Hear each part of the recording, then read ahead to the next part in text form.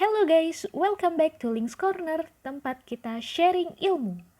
Nah, pada Links Corner kali ini guys, kita akan sharing melanjutkan materi karakteristik pengendali PID pada video part 1. Dan materi kali ini adalah desain controller dengan menggunakan MATLAB serta aplikasi pengendali PID. Dan perancangan controller PID awalnya hanya menggunakan metode trial and error, sehingga akan menghabiskan waktu yang lama. Software MATLAB dilengkapi dengan Control Toolbox, membantu perancang untuk memahami respon berbagai input yang berbeda. Selain itu, penggunaan MATLAB membantu dalam menentukan kombinasi antara controller P, I, dan D sebagai sistem kontrol yang baik dan sederhana. Untuk itu, sebagai contoh, diketahui fungsi transfer dari suatu sistem, HS sama dengan 1 per S pangkat 2 ditambah 20S ditambah 30. Nah, kriteria desain yang diinginkan dari sistem ini yang pertama, tentunya menghasilkan rise time yang cepat, yang kedua, overshoot sekecil mungkin, dan yang ketiga, tentunya tidak ada steady state error. Sebagai perbandingan pertama, dapat kita aplikasikan jenis input unit step pada program MATLAB sebagai berikut. Dari kurva hasil respon, error steady state untuk sistem adalah mendekati 0,97. Hal ini disebabkan dari respon tertinggi hanya didapatkan pada amplitude mendekati 0,03. Selain itu, rise time dari sistem cukup lambat, sehingga sistem tidak menguntungkan. Untuk memperbaiki respon dengan sistem kontrol yang baik, diperlukan sistem loop tertutup yang mempunyai feedback, sehingga kondisi sesungguhnya dengan set point bisa dibandingkan. Nah, kita lihat pada saat kita menggunakan controller proporsional atau P-controller.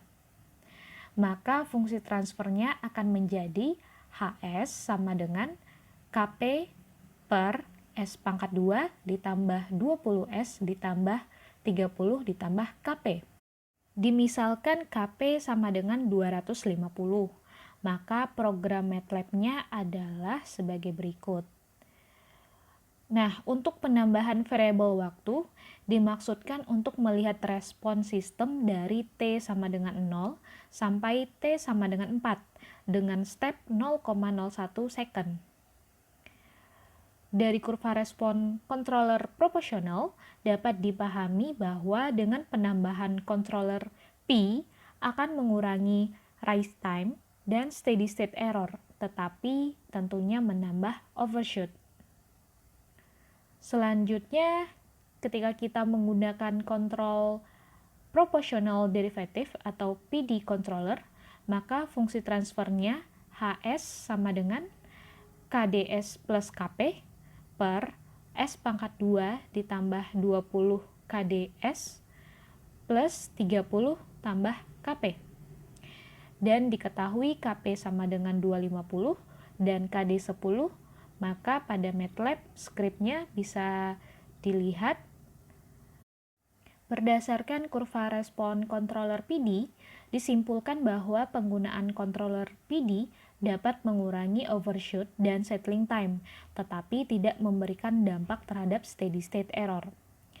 Alternatif lain yaitu penggunaan controller PI atau proportional integral, sehingga fungsi transfernya akan menjadi HS sama dengan KPS plus KI per S pangkat 3 ditambah 20 S pangkat 2 ditambah 30 tambah KDS ditambah KI.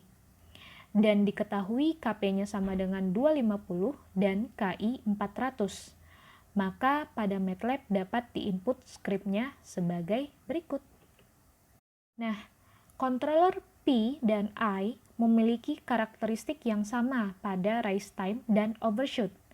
Oleh karena itu, nilai KP harus dikurangi untuk menghindari overshoot yang berlebihan. nilai KI lebih besar dari KP karena untuk meniadakan steady state error. Jika KP lebih besar dari KI, maka steady state error tidak dapat dihilangkan. Pada kurva respon PI controller, terlihat rise time-nya menurun dengan overshoot yang kecil, serta steady state error-nya dapat dihilangkan. Yang terakhir, controller pelengkap satu sama lain adalah controller PID, dengan fungsi transfernya menjadi HS sama dengan KDS pangkat 2 ditambah KPS tambah KI per S pangkat 3 ditambah 20 tambah KDS pangkat 2 ditambah 30 ditambah KDS ditambah KI. Diketahui KP sama dengan 250, KI 400, dan KD 10. Maka pada MATLAB dapat diinput skripnya berikut ini.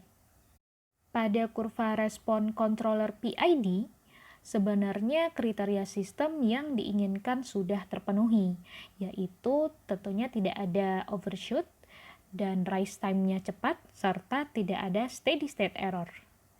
Nah, untuk konstanta KD, KP, dan KI yang kita input pada beberapa skrip di atas, itu sebenarnya diperoleh dari trial and error, sehingga ketika seorang perancang dengan perancang yang lainnya atau seorang engineer dengan engineer yang lainnya itu pastinya nanti akan mendapatkan nilai yang berbeda untuk memenuhi kriteria yang diinginkan.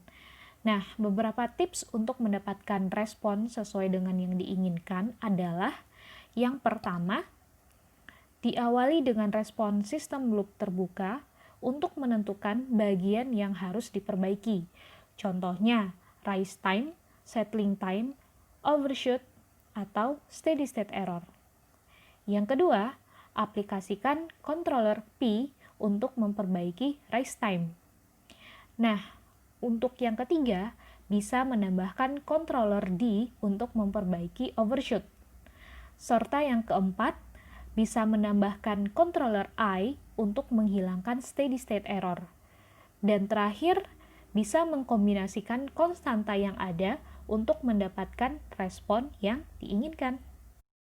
Nah, yang perlu di-highlight adalah jika sistem memberikan respon yang cukup baik hanya dengan menggunakan controller PI, maka tidak perlu menambahkan controller D ke dalam sistem. Hal ini bertujuan untuk menghindari sistem menjadi lebih kompleks. Contoh aplikasi sistem kontrol PID yaitu pada sistem Direct Current Automatic Voltage Regulator atau DC AVR. DC AVR berfungsi mengendalikan tegangan output generator DC agar tetap konstan pada nilai tertentu untuk kondisi tanpa beban maupun saat pembebanan. Performansi sistem yang diinginkan adalah rise time-nya 3 detik, overshoot 0, dan steady state error-nya sama dengan 0. Diagram blok sistem DC AVR dapat diamati pada gambar berikut ini. Sistem loop terbuka DC AVR digunakan untuk menentukan fungsi transfer atau model sistem. Nah, untuk itu dapat dilakukan dua cara. Yang pertama, mengubah sistem fisik menjadi model matematika dalam bentuk persamaan diferensial. Dan cara yang kedua, menganalisis data output sistem secara online langsung ke modulnya. Dan cara yang lumayan efektif ketika sudah menggunakan software MATLAB adalah cara yang kedua, karena pengambilan data dilakukan melalui software Simulink MATLAB tersebut. Setelah itu, fungsi transfer bisa dianalisis dan dilanjutkan dengan verifikasi data, yaitu membandingkan respon dengan real plan. Jika hasilnya sudah sama, maka fungsi transfer tersebut bisa dijadikan model sistem. Berikut sistem loop terbuka untuk pengambilan data keluaran sistem. Sistem loop tertutup diperlukan untuk mengetahui karakteristik sistem sehingga dapat ditentukan apakah sistem perlu menggunakan pengendali atau tidak. Jika hasil karakteristik sistem belum sesuai dengan performansi yang diinginkan, maka perlu menggunakan pengendali PID, salah satunya. Berikut sistem loop tertutup DC FVR yang diaplikasikan pada Simulink MATLAB. Nah, begitulah tahapan-tahapan yang dilakukan sehingga sistem bisa menggunakan pengendali PID. And finally, sekian dulu untuk sharing session kali ini. See you on the next video.